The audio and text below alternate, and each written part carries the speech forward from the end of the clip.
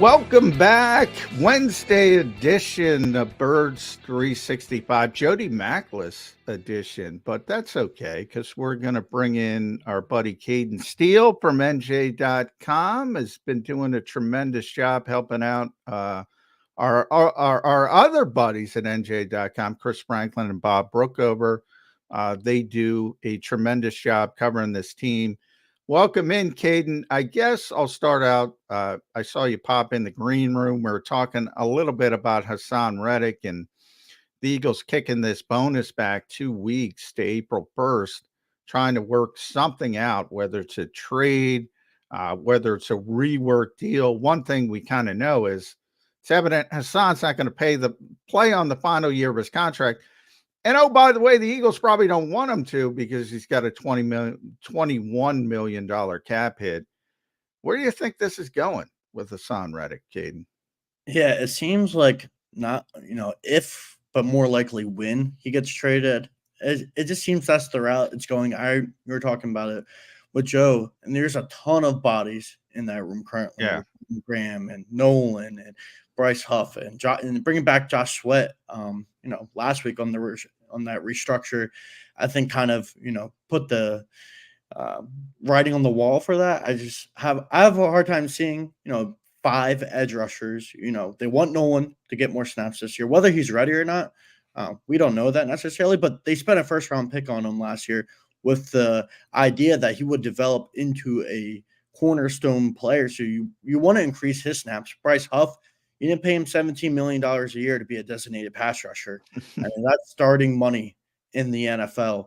And then Josh Sweat, you bring him back, and he's going to want – there's a lot of snaps to go around, and I have a hard time seeing them giving Hassan – the deal that he wants at, maybe whether it's 25 million. And that's not to say he doesn't deserve that money because his production does, but he's going to be 30, like you said in the previous segment. And that's, there might be 1 to 2, more good years left. But I think Roseman, Howie Roseman looked at this, like, I can get Bryce Huff, who maybe in 2 years, maybe this year, take a little bit of a hit, but maybe in 2 years, he's a better player than Hassan was. He's younger, he's ascending, and there's an opportunity to also recoup some picks. I don't know how many, what the value will be, but this defense last year was a mess, and there's so many more holes to fill. And if they can get an extra draft pick or 2, maybe they can use those picks to trade for a corner down the line if they want to do that, or if they want to continue to build this defense through free agency. So I get the idea of losing Hassan Reddick, especially for Eagles fans. It's a tough deal because he came here. He's from Camden. He's a great story, and he's been a great player for the Eagles, and he's been arguably their best defensive player over the last 2 years. And it's going to be tough to move on, but it's heading in that direction. It seems unless he's willing to come back on the final year of the deal and be a part of a 5-man rotation and have some of his snaps cut. And he's a competitor. I mean, he's talked about it. He's not afraid, to show his emotions, and like that would be a really tough deal. Well, last year I argued, Cayden, last year is when he should have held in, not hold out, because you can't hold out anymore because you get significant fines. They've set that up in the CBA, but he showed up in training camp. I think it was a groin at the time, and we were all like, those first couple of days he didn't practice. We're like, uh-oh, here we go. Because he's coming off a 19.5 sack season, was tremendous through the Super Bowl, probably never had more leverage to get something done. If I were Torrey Gandy, who's Hassan's agent, I would have said, look, this is our time. This is our time to seize the moment. And last year, the defense was terrible. And I do think people get caught up in the spot perception. Well, Reddick is better than Huff. Yeah, probably right now. But as you mentioned, long term, 2 years, maybe that's a different conversation. But it's also about the mosaic of the defense as a whole, because it can't get much worse than it was last year. And it wasn't Haas's fault. I'm not trying to say that. But you have to get better, the entire defense. And they've done that, hopefully, with CJ coming back, CJ Gardner-Johnson. We'll see what Devin White can do. Oren Burks, they introduced them yesterday. I think people get too bogged down in player for player versus the mosaic of the whole defense that Big Fangio has to build. Yeah, and I think it's a very fair point because you look at this defense right now, there's still, a lot of holes on this defense that they're going to have to fill in the draft in the secondary. You could make an argument they're still going to have to add another linebacker, some more D line depth. Like last year, as great as Hassan was, like you said, the last 2 months of the season, Josh Sweat disappeared. Hassan wasn't really, making big plays the last 5-6 weeks of the last season as well. And there's a ton of holes. And I agree. This defense, to me, if you can get rid of Hassan, but you're able to use some of those picks, like I said, to go get another player, add some extra defensive players. This team needs not only more starters on this defense, but more depth. And it was a very, very, bad unit last year, and they got to get better. And that 5-man rotation you mentioned, because I saw a couple commenters say the same thing. Well, you never can have enough on the edge. Edge rushers get paid by sacking the quarterback. If you're Hassan Reddick and Bryce Huff and Josh Sweat, and you're getting limited reps, that means limited opportunities to sack the quarterback. And long term, that's going to affect your earning power, so to speak. Do people not understand the difficulties of building rosters in the NFL?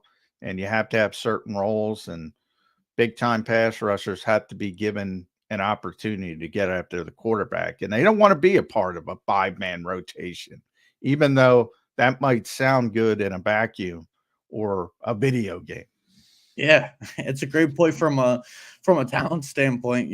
I'm sure all Eagles fans will love to have 5 guys who can get after the quarterback at a high level. You add Zach Bond into the picture as well, and it seems like he's going to play a little bit of edge rusher as well. Whether he could do it or not, he hasn't really done it much since he's played at Wisconsin, but maybe the Eagles will give him an opportunity there. So there's a ton of guys in that room, and it's tough sometimes to forget that people, as humans, we're emotional, beings. And like, if you're not getting as many snaps, and there could cause a weird dynamic in there, as much as, that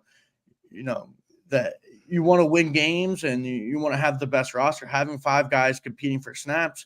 I mean, competition's never a bad thing. And I do agree with that, but there is just a weird dynamic when you have that many guys trying to share snaps. It doesn't always work. And I just have a hard time just seeing the Eagles willing to invest that type of money in that position now with Hassan, when they've already done it with, Bryce Huff at 17 million years. It just seems a little bit redundant at this point. And Hassan's a great player. And if I had to go back and I was Howie Roseman, I would probably do the deal, because I still think he has 2 or 3 years left. But I'm not the Eagles.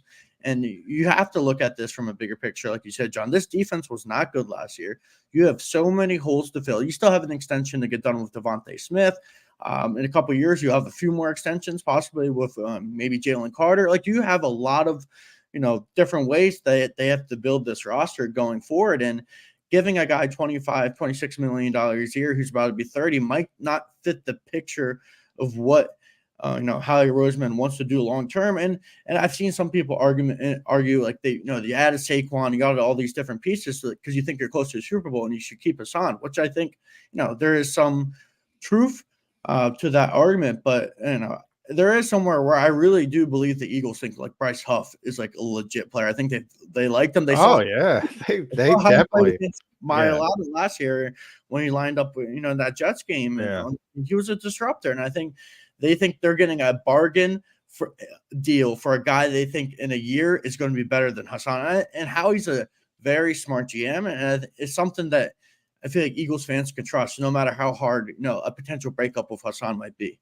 Yeah, poor Jack Driscoll. I think he went to Miami because he saw Hupp was going to be at practice, because he doesn't want to relive that in that Jets game. Bryce Hupp really played well against the Eagles. We'll see if he can develop. Obviously, it's a projection. That's what you're trying to do in free agency. That, to me, is find the guy who's coming off his rookie contract. In the case of Bryce, he was undrafted, so a little bit different, but 26, who's still got room to grow. And I think that's what the Eagles believe they have in Bryce Hupp. And the key is you got to get it right. But we'll see how that shakes out. Linebackers, I want to get to Barkley, but before we'll finish up on defense, because they introduced Devin White and Oren Burks yesterday. sort of revamping this group. By no means do I think it's potentially over. The same day they were at Texas A&M to look at Edger and Cooper and a bunch of other players. But Devin White is the most interesting. I think Oren Burks is a good signing. He's been a third linebacker. He's been a really good special teams player. I think that's smart. Third linebacker. The question is, can Devin White be the second linebacker? And maybe the bigger question is, can Nakobe Dean be the first linebacker? I think everybody skips over that. But where are you on the Devin White signing? He did not play well, despite his reputation. The film's not great from his time in Tampa. No, and obviously he's a guy with a lot of pedigree, the 5th overall pick. And early in his career, had a ton of success. He was on the rise, considered, one of the best linebackers in the league. Right after that Super Bowl, you think about linebackers, you were thinking about, obviously the top guys at that point were, Shaq Leonard and Fred Warner. But in that next group, you could argue at the same time, it was like, oh, Devin White and Roquan Smith are the ascending linebackers in the league, the young guys. But the last 2 years, he's really struggled. And I thought yesterday, watching him talk was very, refreshing, though. He was willing to admit, like, hey, like, I was distracted a little bit. And I thought it was kind of, cool to hear an athlete kind of bring up, like, I was distracted. I've been battling injuries. So obviously, things were not working out in Tampa Bay to the point he got benched for a 5th-round pick in KJ Britt. And Devin White should be the more naturally talented football player. You went in the 1st round. So obviously something from a whether it was him being distracted or just the injuries have worn down on him. It didn't work out. He did mention a foot injury in week 3, so that kind of held him back a little bit. But I mean, his, even when he was an all-pro,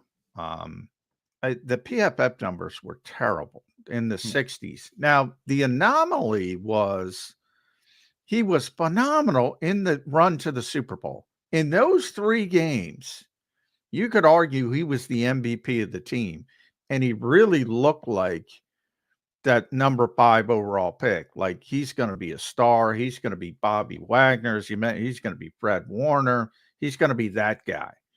And it just never happened. I've never seen that for 3 games in the biggest stage. He was unbelievable. And then during the regular season, it's like, what are you doing?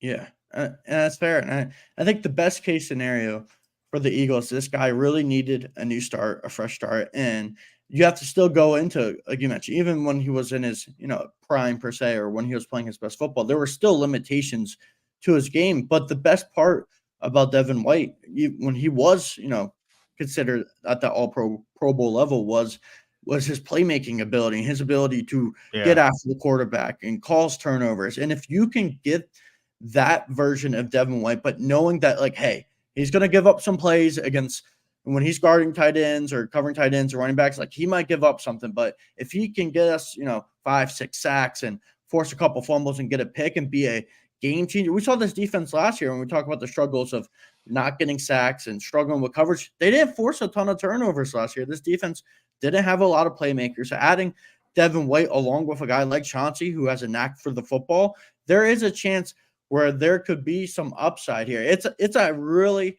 you're taking a risk. You're taking a swing. You're hoping that you can get the best football out of him. And the thing I find interesting is Vic Fangio is here. He must have signed off on this signing. And Vic Fangio is a very, it seems like he's a strict defensive coordinator. He likes discipline and of all these things. And Devin White, there is, the reputation has changed as, is he a freelancer? There's some questions out there, but the reason I would be confident is, Vic watched his tape, obviously, must have signed off in some degree and said, like, I can work with this guy. And then that would give me confidence. Plus, there wasn't many, good linebackers out there. I mean, the market, dried up very fast, and guys who, the Josie Jules of the world and stuff were getting bigger contracts probably than what they were. They might have had a safer floor than Devin White, but maybe Vic looks at this and is like, I can get this guy in my defense, and I could hide some of his limitations possibly because, that's a little bit my reputation. I get the most out of players. And if he can hide some of Devin White's limitations and they can get the playmaking out of him, there's a chance the Eagles can get a bargain deal. He's not going to be, Fred Warner or Roquan Smith. But if he can just be better than what they had last year with Cunningham and Nick Morrow, and you mentioned right now they really didn't have any other. They had to add just some bodies in there with Aaron Burks and Devin White. These guys have at least played a lot of some decent amount of snaps. Aaron Burks increased snaps with San Fran last year, and people are going to talk about the Super Bowl, obviously, but like he's an experienced guy, and you have Jakobi there right now.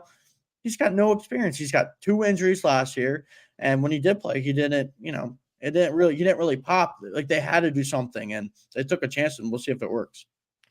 Yeah, by the way, I mean, Oren Burks, really difficult situation, that Drake Greenlaw injury in the Super Bowl where he tore his Achilles running onto the field, which is obviously a disappointment. Then he's got to enter the game cold.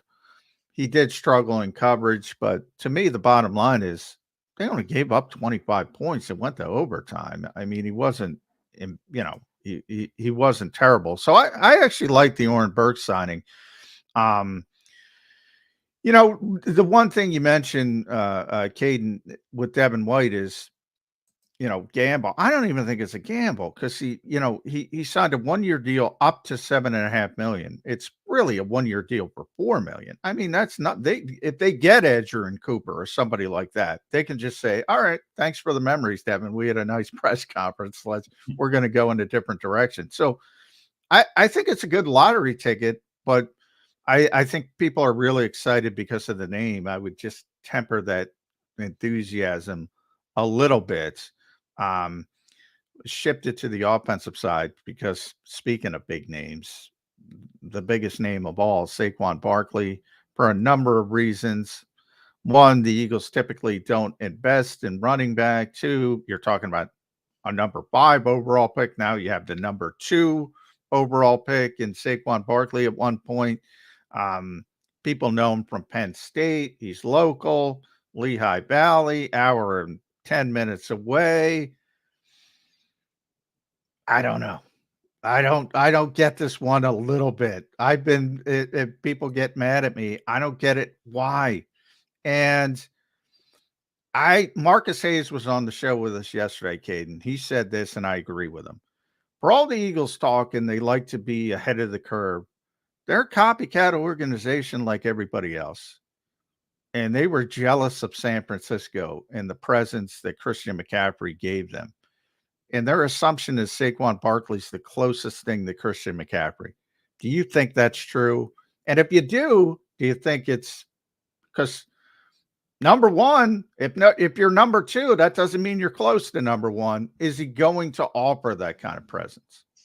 Yeah, I think it's true in some regards. I mean, I wasn't covering the team back then, so John, you'll better remember this. But I remember, there being some rumors and reports back in 2017. They liked Christian McCaffrey. Oh, they were going to draft him. Yeah, they liked Christian McCaffrey coming out. So my standpoint on this is, they like to be ahead of the curve, and we've seen where in the last couple of years they haven't been willing, to pay running backs. They weren't willing to pay Miles, and they went by more of a rotation, which it seems like most of the NFL is going by, and now they're going with this style. So maybe in a sense it's a copycat, but I got a feeling, maybe just from, Howie Roseman's perspective, he's always been willing to add or pay a running back, but has had to be a guy that he's viewed as a special talent. Maybe he views Saquon as that guy that's going to uplift the offense like Christian McCaffrey did in San Fran. Whether that happens or not, I'm not sure, because from the last 2 years, it's a different scenario because, Saquon's playing for the Giants and the offensive line hasn't been that good. And last year was just a total disaster. But Christian McCaffrey looks like a whole different player on a different planet than Saquon Barkley is, currently. But there's a chance, from this doesn't work out and he comes here and you just gave him a 3-year deal and he's just not the same player. He had a down year last year, and although they might have to do a lot with the Giants, we've seen running backs when they hit their mid-20s, kind of fall off the face of the earth, and there's a chance that happens, and this signing doesn't work out. But I do think Saquon adds something from a pass-catching standpoint and just from a talent standpoint. He gives something, for defenses to think about, especially when, last year when DeAndre is a good player, but he's just a different level of talent where he can open things up for AJ and Devontae, and it's going to make life easier for Jalen Hurts. And You looked at the offense last year, and obviously they've made changes now with Kellen Moore taking over for Brian Johnson. But from an offensive personnel standpoint, it seems like they felt they were missing just one more piece of firepower. And if Saquon can bring it, maybe it can elevate them. And I get, John, why you have some reservations of, because it's not what they do. And now you're paying a guy at a position that's not considered a premium a lot of money. But I found it curious.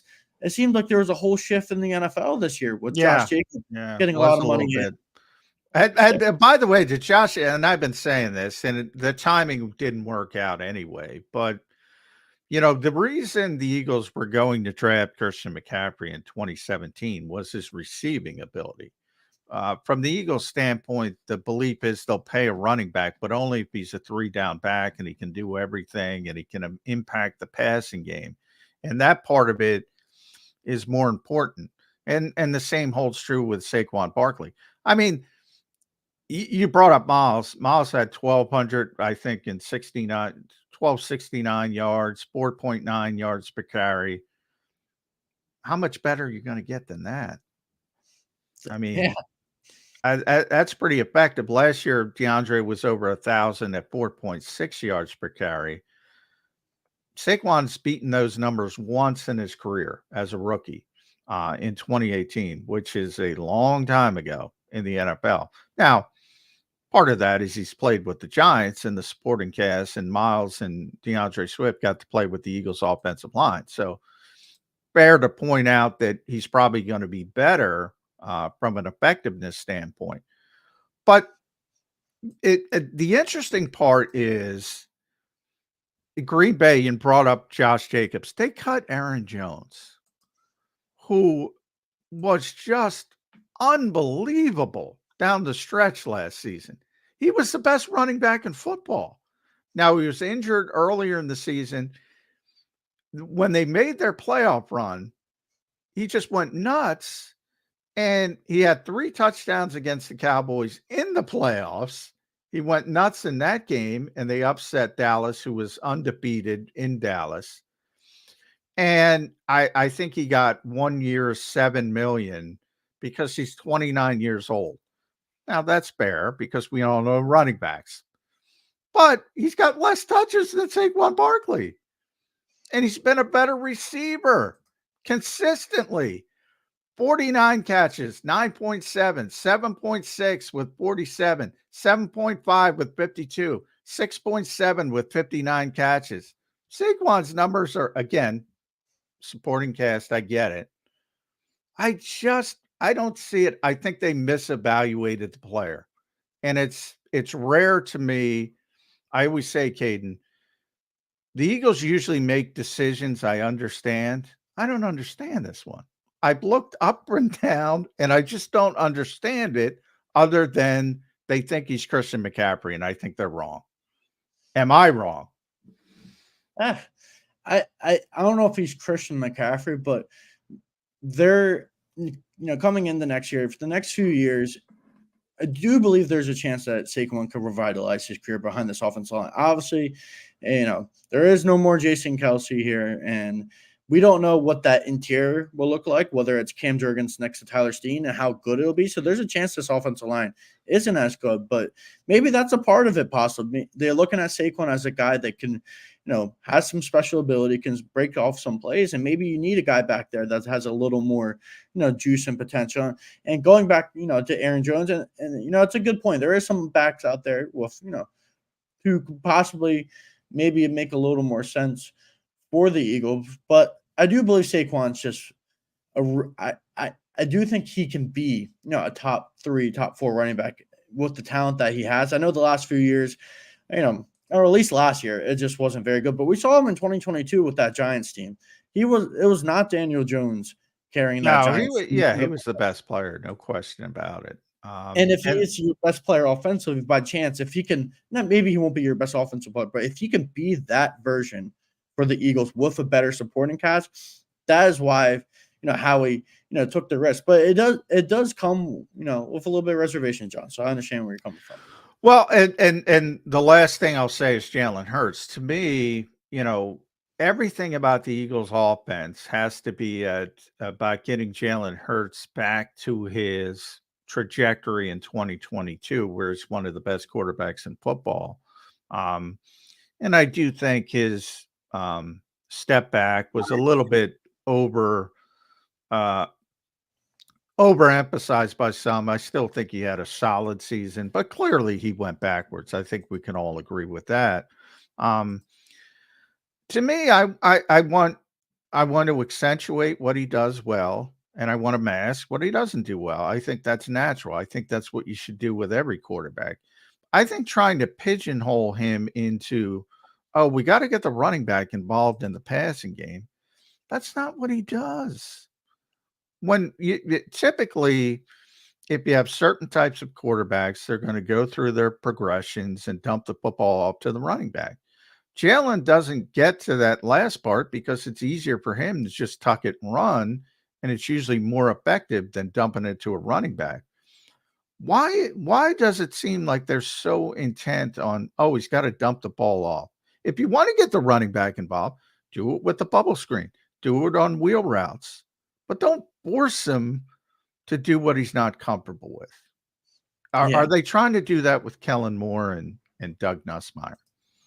Yeah, maybe it is something that Kellen Moore and Doug Nussmeier, wants to add to the offense. And we've seen, a lot of offenses around the league that are super effective because they have that dangerous ability to, get the running backs involved in the passing game. And it does make a difference. So I see your point where, Jalen, maybe it isn't his biggest strength, but he is a guy that we've seen in the past few years is willing to adjust his game a little bit and work on areas that he is, struggling with. So if the Eagles believe that he can add that to his repertoire, it does make their offense more dangerous. And I wonder adding Saquon and in those scenarios where they might want Jalen, to check it down to Saquon instead of taking off. Is that a way for him to stop taking less hits? Because we talk about his ability to take off and run.